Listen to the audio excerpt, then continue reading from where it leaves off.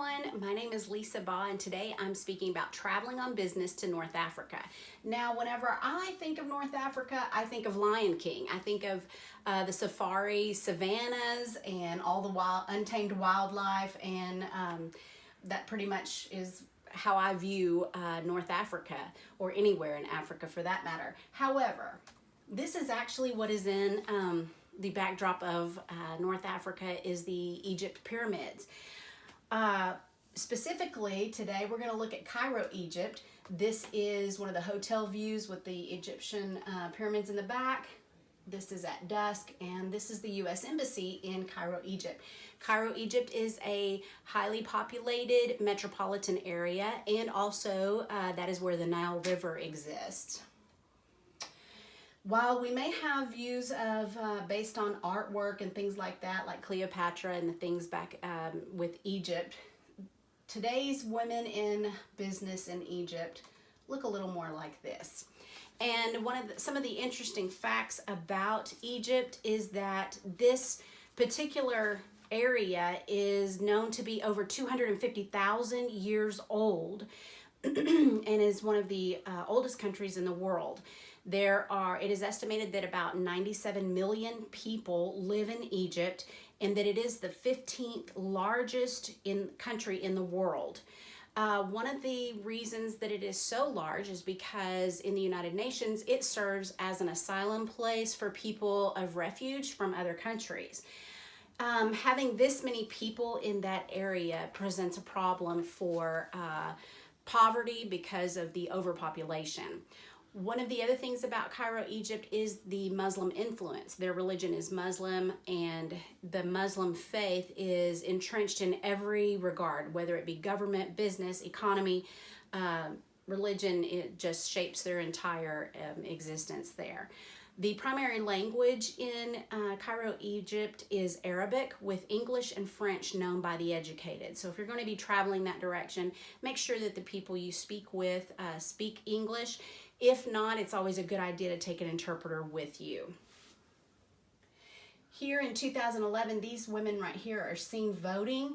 Part of the Muslim culture is that women have inhumane treatment in that religion and are treated as second-class citizens. Though they were allowed to vote in the 50s, they actually, this is from the 2011 where it actually came true, and women were seen here with their first finger being stamped with ink so that they could place their vote. Here are other pictures of women who got to vote that day and are very happy, and everyone's showing their inked finger or thumb. And then one of the things to know is that because of the Muslim influence, there are very few women-owned businesses in Cairo, Egypt. So when you go, this is a person that you want to try to get some research and maybe an appointment with before you go, who can navigate you to trying to do business in Egypt. This is Dr. Yama, and she is president of the Businesswomen of Egypt 21, and she's dedicated her life to the empowerment of women. She has also been involved with the food sources and supplies in that region. One of the major food sources in Cairo, Egypt is orange groves.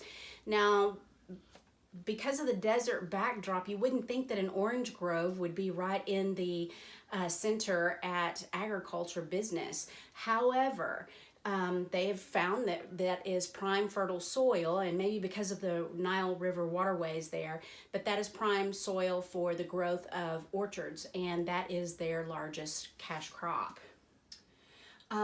One of the things that I found in this particular photo was down on the ground there was a lot of fruit that had fallen and was not being used because prime fruit is considered picked off the trees, and those are what are sent to market. That is what is sent to market. However, I do believe that there is a place of business from seconds being used to feed the homeless or poverty-stricken people, and because it's a good source of vitamin C, that's also healthy too. We in America think, that it has to be postcard perfect, whereas whenever you're hungry, a second one that has just fallen to the ground and may have a bruise is still good for people. Some things to know before you go: research, research, research. Get everything you can know on paper, research, look it over, make some contacts there before your arrival. And then important documents to take, of course, are your passport, your driver's license, birth certificate, marriage certificate. And then you'll also need important names, numbers, and addresses. The U.S. Embassy in Cairo, which we saw a picture of earlier. The emergency number, which is different than the U.S. 911 emergency number. And then the Cairo airport name and number, hotel name and number. And then one of the things that I found really interesting is that Uber is available in Egypt. So the apps may be different and the numbers may be different, so you need to be sure to do your research to have all those apps on your phone as you travel. And then, of course, business location, names, contacts.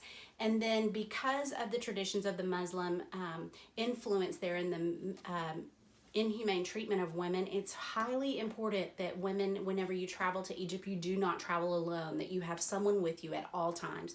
And in the best case scenario, it would be good if you take a male guide with you or a male interpreter to help you conduct business. It will keep you safe as well.